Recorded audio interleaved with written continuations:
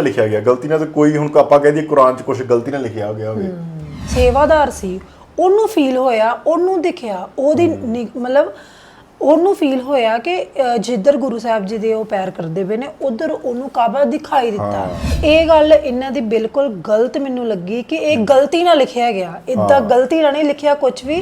ਹਾਂਜੀ, ਸਤਿ ਸ੍ਰੀ ਅਕਾਲ ਜੀ, ਕੀ ਹਾਲ ਚਾਲ ਸਾਰਿਆਂ ਦਾ? ਉਮੀਦ ਕਰਦੇ ਹਾਂ ਤੁਸੀਂ ਸਾਰੇ ਠੀਕ ਠਾਕ ਹੋਵੋਗੇ। ਤੇ ਵੈਲਕਮ ਕਰਦੇ ਹਾਂ ਤੁਹਾਡਾ ਇੱਕ ਵਾਰ ਫੇਰ ਤੁਹਾਡੇ ਪਿਆਰੇ ਚੈਨਲ ਤੇ ਲੈ ਕੇ ਹਾਜ਼ਰ ਹੋ ਗਿਆ ਅੱਜ ਇੱਕ ਹੋਰ ਬ੍ਰੈਂਡ ਨਿਊ ਵੀਡੀਓ। ਸੋ ਐਵਰੀਡੇ ਤੁਸੀਂ ਸਾਡੀ ਵੀਡੀਓ ਦੇਖਦੇ ਆ ਤੇ ਤੁਸੀਂ ਸੁਣਦੇ ਹੋਵੋਗੇ ਕਿ ਅਸੀਂ ਕਹਿੰਦੇ ਆ ਕਿ ਵੀਡੀਓ ਬਹੁਤ ਵਧੀਆ ਆ, ਰਜੋਬੜ ਦੀ ਵੀਡੀਓ ਲੈ ਕੇ ਆਏ ਆ ਜਾਂ ਹਨਾ। ਸੋ ਪਹਿਲੀ ਵਾਰੀ ਆਪਾਂ ਆਪਣੇ ਇਸ ਚੈਨਲ ਦੇ ਉੱਤੇ ਲੈ ਕੇ ਆ ਰਹੇ ਹਾਂ ਜੀ ਇਸਲਾਮਿਕ ਹਿਸਟਰੀ ਫਿਲੋਸਫਰ ਨੇ ਜਿਨ੍ਹਾਂ ਦਾ ਨਾਮ ਹੈਗਾ ਜੀ ਡਾਕਟਰ ਜ਼ਾਕਿਰ ਨਾਇਕ। ਸੋ ਇਹਨਾਂ ਦੀ ਇੱਕ ਵੀਡੀਓ ਆ ਜਿਹਦਾ ਕਿ ਬਹੁਤ ਲੋਕਾਂ ਨੇ ਰਿਵਿਊ ਵੀ ਕੀਤਾ ਆ, ਰਿਐਕਸ਼ਨ ਵੀ ਵੀਡੀਓ ਬਣਾਈਆਂ ਨੇ। ਸੋ ਸਾਡੇ ਕੋਲ ਇਹ ਵੀਡੀਓ ਅੱਜ ਆਈ ਸੀਗੀ, ਆਪਾਂ ਸੋਚਦੇ ਵੀ ਆਪਾਂ ਵੀ ਇੱਥੇ ਰਿਐਕਸ਼ਨ ਵੀਡੀਓ ਬਣਾਉਂਦੇ ਆ। ਆਈ ਹੋਪ ਤੁਹਾਨੂੰ ਵਧੀਆ ਲੱਗੇਗੀ। ਸੋ ਵੀਡੀਓ ਦਾ ਟਾਈਟਲ ਹੈਗਾ ਜੀ, ਇਹਨਾਂ ਨੇ ਲਿਖਿਆ did Guru Nanak really move the ਕਾਬਾ doctor Zakir Naik answer ਏ 6। ਸੋ ਇਹ ਇਹਨਾਂ ਦਾ ਟਾਈਟਲ ਆ। ਤੇ ਜਿਹੜਾ ਇਹ ਕੁਐਸਚਨ ਹੈ ਬਹੁਤ ਹੀ ਡਿਬੇਟੇਬਲ ਕੁਐਸਚਨ ਹੈ ਕਿਉਂਕਿ ਸਾਡੇ ਗੁਰੂ ਗ੍ਰੰਥ ਸਾਹਿਬ ਵਿੱਚ ਇਹਦਾ ਜ਼ਿਕਰ ਆਂਦਾ ਹੈ ਕਿ ਗੁਰੂ ਨਾਨਕ ਦੇਵ ਜੀ ਕਾਬਾ ਗਏ ਸੀ ਤੇ ਉੱਥੇ ਇੱਕ ਘਟਨਾ ਹੋਈ ਹੈ ਕਿ ਗੁਰੂ ਨਾਨਕ ਦੇਵ ਜੀ ਜਿੱਧਰ ਪੈਰ ਕਰਦੇ ਸੀ ਉਧਰ ਹੋ ਜਾਂਦਾ ਸੀ। ਉੱਥੇ ਸੇਵਾਦਾਰ ਸੇਵਾ ਕਰਦੇ ਸੀ ਕਾਬਾ ਦੀ, ਉਹਨਾਂ ਨੂੰ ਇਹ ਗਲਤ ਲੱਗਾ ਕਿ ਇਹਨਾਂ ਨੇ ਪੈਰ ਕਾਬਾ ਕਿਉਂ ਕੀਤੇ ਤੇ ਉਹਨਾਂ ਨੇ ਗੁੱਸੇ ਵਿੱਚ ਪੈਰ ਉਧਰ ਕਰ ਦਿੱਤੇ ਤੇ ਉਹਨਾਂ ਨੂੰ ਇਹ ਲੱਗਾ ਕਿ ਜਿੱਧਰ ਗੁਰੂ ਨਾਨਕ ਦੇਵ ਜੀ ਦੇ ਉਹ ਪੈਰ ਕਰਦੇ ਪਏ ਨੇ ਉਧਰ ਉਹ ਕਾਬਾ ਉਹਨਾਂ ਨੂੰ ਦਿਖਾਈ ਦਿੰਦਾ ਸੀ। ਤੇ ਦੇਖਦੇ ਆ ਇਹਦੇ ਵਿੱਚ ਕਿੱਦਾਂ ਇਹ ਕੁਐਸਚਨ ਪੁੱਟ ਕੀਤਾ ਹੈ ਡਾਕਟਰ ਜ਼ਾਕਿਰ ਨਾਇਕ ਕੋ ਤੇ ਇਹਨਾਂ ਦਾ ਕੀ ਅੱਗੋਂ ਆਨਸਰ ਆਂਦਾ ਹੈ। ਸਾਨੂੰ ਵੀ ਬਹੁਤ ਕਿਉਰਿਓਸਿਟੀ ਹੈ ਕਿ ਇਹਨਾਂ ਦਾ ਕੀ ਆਨਸਰ ਹੈ। ਸੋ ਵਾਕਈ ਬਹੁਤ ਇੰਟਰਸਟਿੰਗ ਜੀ ਵੀਡੀਓ ਹੋਣ ਵਾਲੀ ਆ। ਸੋ ਇਸ ਵੀਡੀਓ ਨੂੰ ਤੁਸੀਂ ਜ਼ਰੂਰ ਐਂਡ ਤੱਕ ਦੇਖਿਓ ਤੇ ਇੱਕ ਕੁਐਸਚਨ ਮਾਰਕ ਆ ਤੇ ਇੱਕ ਆਪਾਂ ਨੂੰ ਕਲੈਰਿਟੀ ਹੋ ਜਾਏਗੀ ਵੀ ਜਿਹੜੇ ਦੂਸਰੇ ਮਤਲਬ ਕਿ ਧਰਮ ਦੇ ਫਿਲੋਸਫਰ ਨੇ ਉਹ ਇਹਨਾਂ ਉੱਤੇ ਕੀ ਮਤਲਬ ਆਨਸਰ ਦਿੰਦੇ ਨੇ ਤੇ ਕਿੱਦਾਂ ਇਹਨੂੰ ਹੈਂਡਲ ਕਰਦੇ ਨੇ। ਕਿਉਂਕਿ ਅੱਜ ਦੇ ਦੌਰ ਵਿੱਚ ਜੇ ਆਪਾਂ ਦੇਖੀਏ ਤੇ ਕਾਬਾ ਮੱਕਾ ਮਦੀਨਾ 'ਚ ਕਿਸੇ ਹੋਰ ਵਿਅਕਤੀ ਨੂੰ ਜਾਣ ਦੀ ਐਂਟਰੀ ਨਹੀਂ ਹੈਗੀ, ਇਸਲਾਮ ਧਰਮ ਦਾ ਹੀ ਹੋਣਾ ਚਾਹੀਦਾ ਉਹ ਤੇ ਪਰ ਉਸ ਟਾਈਮ ਵਿੱਚ ਮੈਨੂੰ ਲੱਗਦਾ ਕਿ ਜਿਹੜਾ ਮਰਜ਼ੀ ਜਾ ਸਕਦਾ ਸੀ। ਸੋ ਇਸੇ ਕਰਕੇ ਗੁਰੂ ਨਾਨਕ ਦੇਵ ਜੀ ਮੱਕਾ ਮਦੀਨਾ ਗਏ ਸੀਗੇ। ਸੋ ਮੈਨੂੰ ਲੱਗਦਾ ਕਿ ਆਪਾਂ ਨੂੰ ਇਹ ਜਿਹੜੀ ਆ ਵੀਡੀਓ ਆ ਉਹ ਸਾਰਿਆਂ ਨੂੰ ਦੇਖਣੀ ਚਾਹੀਦੀ ਹੈ। ਸੋ ਜਿਹੜੇ ਦੋਸਤ ਨਵੇਂ ਆਏ ਨੇ ਚੈਨਲ ਸਬਸਕ੍ਰਾਈਬ ਕਰ ਲਿਓ, ਲਾਈਕ ਸ਼ੇਅਰ ਤਾਂ ਕਮੈਂਟ ਕਰਕੇ ਆਪਣੇ ਵਿਚਾਰ ਜੀ ਦਿਆ ਕਰੋ। ਆਓ ਦੋਸਤੋ टाइम नहीं खराब करते, ਆਪਾਂ वीडियो करते हैं स्टार्ट।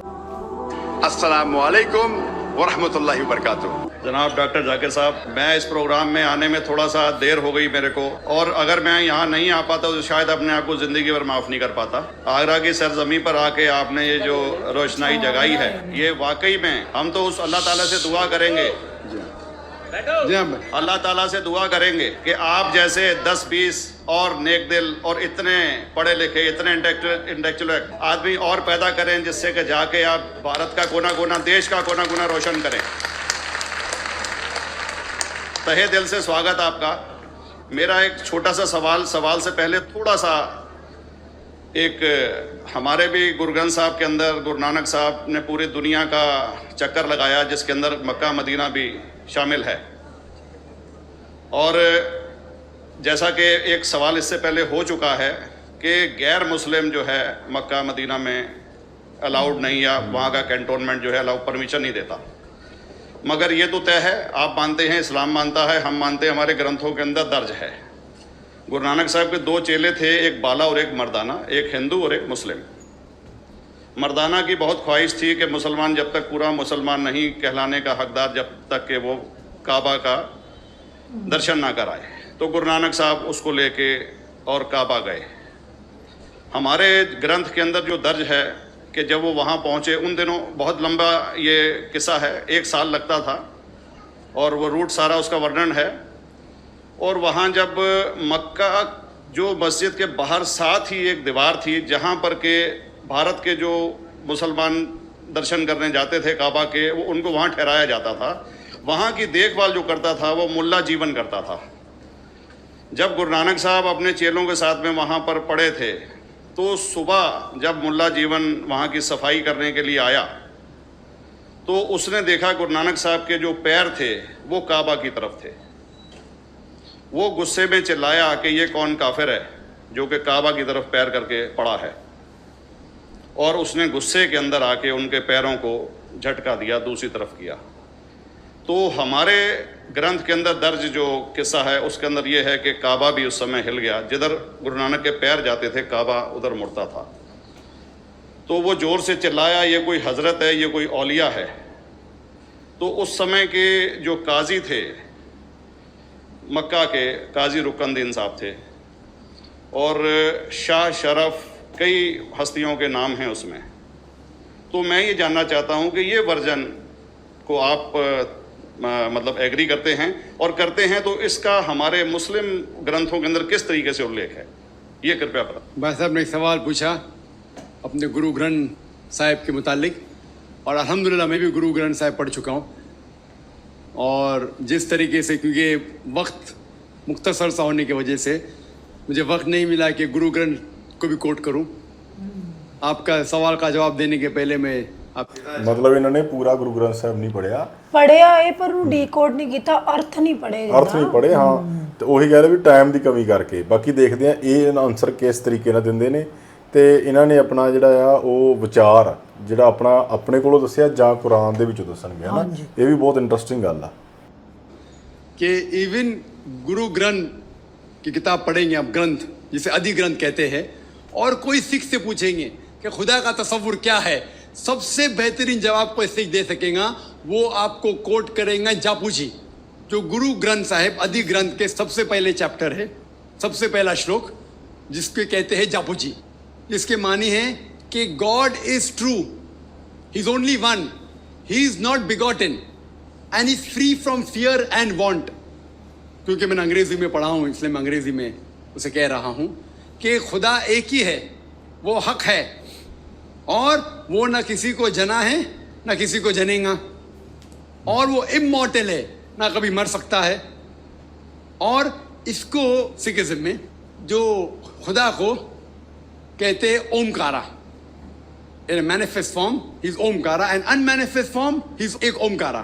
और कई इसके एट्रीब्यूट्स है, मिसाल के तौर पे परवरदिगार, अकल, और उसे रहीम कहा गया है। ਸੋ ਇਹਨਾਂ ਨੂੰ ਥੋੜਾ ਪ੍ਰੋਨਾਉਂਸ ਕਰਨਾ ਨਹੀਂ ਆਉਂਦਾ, ਜਾਂ ਪੰਜਾਬੀ ਪੜ੍ਹਨੀ ਨਹੀਂ ਆਉਂਦੀ, ਜਾਂ ਇਹਨਾਂ ਨੂੰ ਜਿਹੜੀ ਸਾਡੀ ਲੈਂਗੁਏਜ ਲਿਖੀ ਗਈ ਗੁਰੂ ਗ੍ਰੰਥ ਸਾਹਿਬ ਦੇ ਵਿੱਚ ਆਪਾਂ ਗੁਰਮੁਖੀ ਪੰਜਾਬੀ ਕਹਿੰਦੇ ਹਨਾ, ਤੇ ਉਸ ਹਿਸਾਬ ਨਾਲ ਉਹਨੂੰ ਅਕਾਲ ਕਹਿਣਾ ਸੀ ਇਹਨਾਂ ਨੇ। ਸੋ ਇਹਨਾਂ ਨੇ ਅਕਲ ਕਹਿ ਦਿੱਤਾ। ਜਪਜੀ ਸਾਹਿਬ ਵੇ ਪਰੇ ਜਪੂ ਜੀ ਕਹਿੰਦੇ ਉਹੀ। ਸੋ ਇਹਨਾਂ ਨੂੰ ਪ੍ਰੋਨਾਉਂਸ ਕਰਨਾ ਨਹੀਂ ਆਉਂਦਾ ਪਿਆ।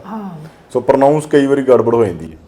वाहिगुरु एज वन गॉड कहा गया है, और it is strictly against idol worship and अवतारवादा। भाई साहब का सवाल था कि उनने ग्रंथ में पढ़ा कि गुरु नानक साहब मक्का के, और उनका पैर काबा की तरफ था, और कोई मौलवी ने पैर को हिलाए और काबा हिल गया। क्योंकि ये age of science and technology है, अगर कोई चीज़ जो किताब हजारों साल पहले लिखी गई है, 10,000 साल या 4,000 साल, तो शायद उसके बारे में हिस्टोरिकल रिकॉर्ड मिलना मुश्किल है। हालांकि इवन जीसस क्राइस्ट के बारे में 2000 साल हिस्टोरिकल रिकॉर्ड है। क्योंकि सिखिज्म जो एकदम नया मज़हब है, जितने मज़ाहिब के मुकाबले हिंदुस्तान में नया है, कुछ सैकड़ों साल पहले 15th सेंचुरी में, towards the end of the 15th century, Guru Nanak साहब जो पंजाब के थे, ये मज़हब तो कायम हुआ। हार्डली 400-500 ईयर, 400-500 साल।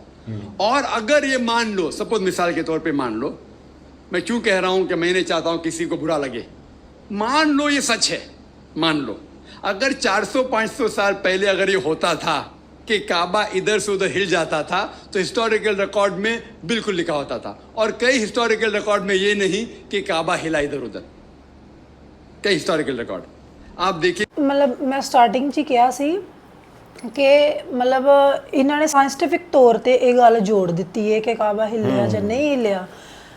ਇੱਥੇ ਸ਼੍ਰੀ ਗੁਰੂ ਗ੍ਰੰਥ ਸਾਹਿਬ ਵਿੱਚ ਇਹ ਲਿਖਿਆ ਹੈ ਕਿ ਉਸ ਫਿਰ ਉਹ ਜਿਵੇਂ ਗੁਰੂ ਨਾਨਕ ਦੇਵ ਜੀ ਦੇ ਅੱਗੇ ਹੱਥ ਜੋੜ ਕੇ ਬਹਿ ਗਿਆ ਕਿ ਇਹ ਕੋਈ ਖੁਦਾ ਦੇ ਬੰਦੇ ਨੇ। ਬਾਕੀ ਅੱਗੇ ਸੁਣਦੇ ਇਹਨਾਂ ਨੇ ਕੀ ਹੈ। हिस्ट्री इतनी अल्हम्दुलिल्लाह 800-900 साल पहले, 1000 साल पहले जो मुगल ने किए, बिल्कुल लिखा हुआ हिस्टोरिकल रिकॉर्ड में।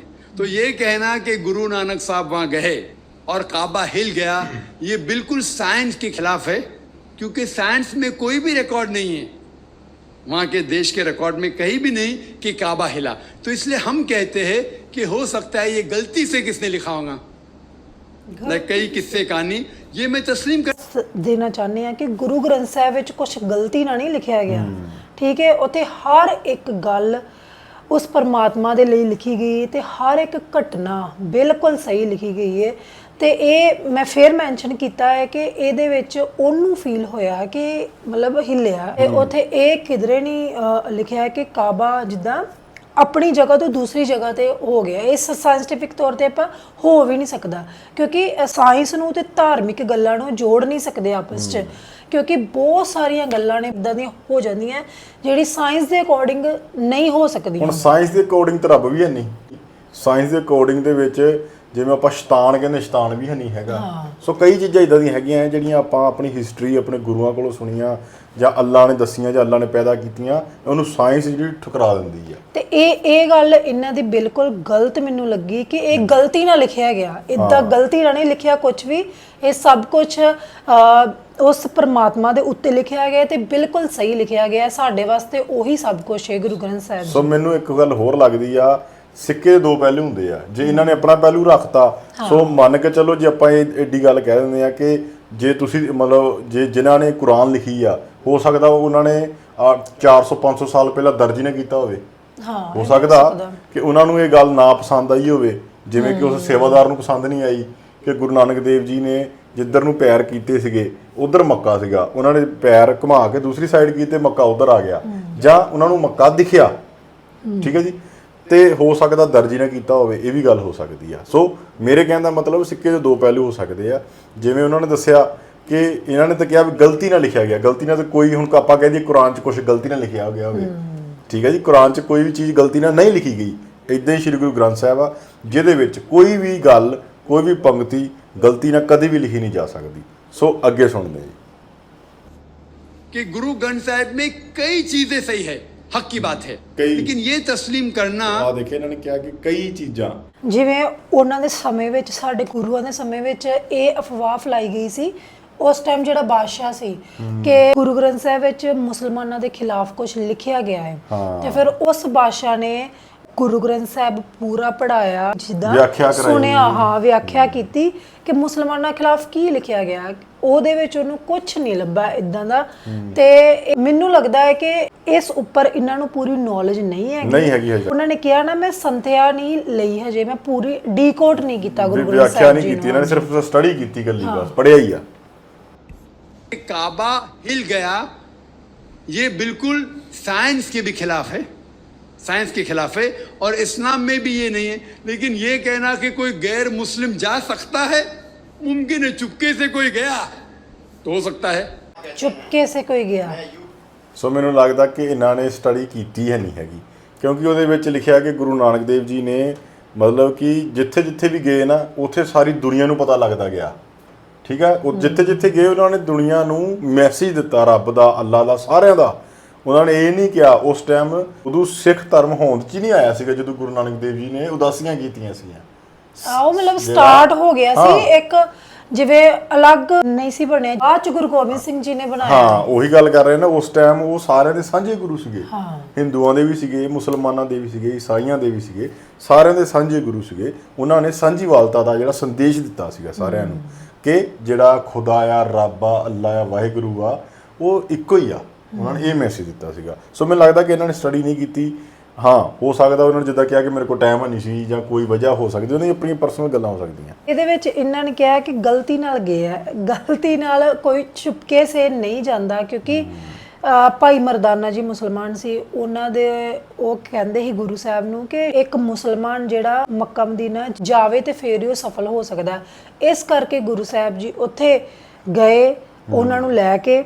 ਉਹ ਕੋਈ ਚੋਰੀ ਛੁਪੇ ਨਹੀਂ ਗਏ, ਉਸ ਟਾਈਮ ਸਾਰਿਆਂ ਨੂੰ ਹੀ ਪਤਾ ਸੀ ਕਿ ਇਹ ਕੋਈ ਰੱਬ ਦਾ ਬੰਦਾ ਹੈ। ਉਹ ਮੈਨੂੰ ਲੱਗਦਾ ਕਿ ਉਹੀ ਗੱਲ ਆ ਜਾਂਦੀ ਆ ਕਿ ਆਪਾਂ ਇੱਕ ਕਹਿ ਸਕਦੇ ਇੱਕ ਤਰਫੀ ਨਾਲ ਗੱਲ ਕਰਤੀ ਹੈ ਨਾ। ਮੇਰੀ ਸੋਚ ਹੈ ਨਾ, ਇਹਨਾਂ ਨੂੰ ਪਤਾ ਹੈ ਕਿ ਗੁਰੂ ਗ੍ਰੰਥ ਸਾਹਿਬ ਵਿੱਚ ਪਹਿਲਾ ਲਫ਼ਜ਼ ਕੀ ਹੈ ਕਿ ਪਰਮਾਤਮਾ ਇੱਕ ਹੈ, ਉਹ ਅੱਲਾ ਇੱਕ ਹੈ। ਇਸ ਕਰਕੇ ਜਿਹੜੇ ਇਹ ਮਤਲਬ ਅੱਲਾ ਨੂੰ ਇੱਕ ਮੰਨਦੇ ਨੇ, ਗੁਰੂ ਨੂੰ ਇੱਕ ਮੰਨਦੇ ਨੇ, ਅਕਾਲ ਨੂੰ ਇੱਕ ਮੰਨਦੇ ਨੇ, ਉਹਨਾਂ ਸਾਰਿਆਂ ਪੈਗੰਬਰਾਂ ਦੀ ਇੱਜ਼ਤ ਸਾਨੂੰ ਕਰਨੀ ਚਾਹੀਦੀ ਹੈ, ਜਿਵੇਂ ਕਿ ਅਸੀਂ ਕਰਦੇ ਆ। ਸਾਰੇ ਧਰਮਾਂ ਦਾ ਸਤਿਕਾਰ, ਉਹਨਾਂ ਨੂੰ ਵੀ ਸਾਰੇ ਧਰਮਾਂ ਦਾ ਸਤਿਕਾਰ ਕਰਨਾ ਚਾਹੀਦਾ, ਹਰੇਕ ਗੁਰੂ ਦਾ ਸਤਿਕਾਰ ਕਰਨਾ ਚਾਹੀਦਾ। ਮੈਨੂੰ ਵੀ ਇਹੀ ਗੱਲ ਲੱਗਦੀ ਹੈ ਕਿ ਇਹਨਾਂ ਨੂੰ ਇੱਕ ਤਰਫੀ ਗੱਲ ਦਾ ਜਿਹੜਾ ਜਵਾਬ ਨਹੀਂ ਦੇਣਾ ਚਾਹੀਦਾ ਸੀਗਾ। ਜੇ ਨਹੀਂ ਆਉਂਦਾ ਆਪਾਂ ਕਹਿ ਸਕਦੇ ਮੈਨੂੰ ਇਹਦੇ ਬਾਰੇ ਨੌਲੇਜ ਨਹੀਂ ਹੈਗੀ, ਇਹਦੇ ਨਾਲ ਕੋਈ ਵੱਡਾ ਛੋਟਾ ਨਹੀਂ ਹੋ ਜਾਂਦਾ। ਤੇ ਇਹਨਾਂ ਨੂੰ ਇਸ ਬਾਰੇ ਕੋਈ ਨੌਲੇਜ ਨਹੀਂ, ਮੈਨੂੰ ਵੀ ਇਹ ਲੱਗਾ ਕਿ ਇਹਨਾਂ ਨੂੰ ਇਸ ਬਾਰੇ ਕੋਈ ਨੌਲੇਜ ਨਹੀਂ ਹੈਗੀ। ਇਹ ਆਪਣੇ ਧਰਮ ਬਾਰੇ, ਆਪਣੀ ਹਿਸਟਰੀ ਬਾਰੇ ਜਾਣਦੇ ਆ ਸਾਰਾ, ਠੀਕ ਆ, ਵਧੀਆ ਗੱਲ ਆ, ਪਰ ਸਿੱਖ ਹਿਸਟਰੀ ਬਾਰੇ ਇਹਨਾਂ ਨੇ ਬਹੁਤ ਘੱਟ ਸਟੱਡੀ ਕੀਤੀ, ਇਹਨਾਂ ਨੂੰ ਨਹੀਂ ਨੌਲੇਜ ਏਡੀ ਹੈਗੀ। ਬਾਕੀ ਤੁਹਾਡੇ ਕੀ ਵਿਚਾਰ ਨੇ, ਅਸੀਂ ਜ਼ਰੂਰ ਜਾਣਨਾ ਚਾਹਾਂਗੇ। ਸਾਨੂੰ ਕਮੈਂਟਾਂ ਵਿੱਚ ਆਪਣੇ ਵਿਚਾਰ ਜ਼ਰੂਰ ਦੱਸਿਓ ਕਿ ਤੁਸੀਂ ਇਹਦੇ ਉੱਤੇ ਕੀ ਸੋਚਦੇ ਹੋ। ਤੇ ਬਾਕੀ ਜਿੱਦਾਂ ਤੁਹਾਨੂੰ ਕੋਈ ਹੋਰ ਵੀਡੀਓ ਇਹਨਾਂ ਦੀ ਕੋਈ ਲੱਗਦੀ ਆ ਕਿ ਇਸ ਟੌਪਿਕ ਤੇ ਹੈਗੀ ਆ, ਜਾਂ ਕਿਸੇ ਹੋਰ ਟੌਪਿਕ ਤੇ ਜਿਹੜਾ ਤੁਹਾਨੂੰ ਪਸੰਦ ਹੋਵੇ, ਉਹਦੇ ਉੱਤੇ ਤੁਸੀਂ ਸਾਨੂੰ ਕਮੈਂਟ ਕਰ ਸਕਦੇ ਆ, ਅਸੀਂ ਉਹਦੇ ਤੇ ਵੀ ਰਿਐਕਸ਼ਨ ਵੀਡੀਓ ਲੈ ਕੇ ਆਵਾਂਗੇ। ਅੱਜ ਲਈ ਨਹੀਂ, ਫਿਰ ਮਿਲਾਂਗੇ ਇੱਕ ਨਵੀਂ ਵੀਡੀਓ ਜੀ। ਸਤਿ ਸ੍ਰੀ ਅਕਾਲ।